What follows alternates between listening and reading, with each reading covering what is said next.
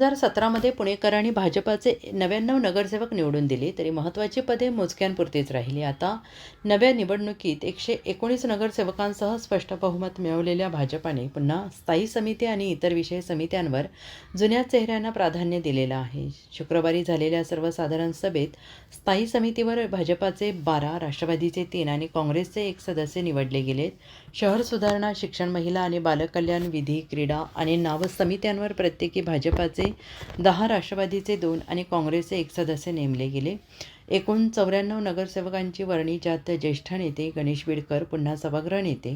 स्थायी समितीवरील प्रमुख नामे: रुपाली धाडवे कालिंदा पुंडे, जयश्री भूमकर भाजप, अमोल बालवडकर, वैशाली बनकर राष्ट्रवादी, प्रशांत जगताप काँग्रेस. इतर समित्यांवरही अनुभवी सदस्यांची भर. या निवडींमुळे बहुसंख्य नगरसेवकांना मतदानाच्या वेळी केवळ हात वर करण्याचीच वेळ येणार असल्याची चर्चा महापालिकेत आहे.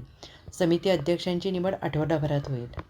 साप्ताहिक पोलीस वॉरंटच्या स्थानिक बातम्या आणि व्हिडिओ नक्की पहा. लाईक करा, शेअर करा, कमेंट करा आणि तुमच्या स्थानिक बातम्यांचे व्हिडिओ आमच्यासोबत शेअर करा.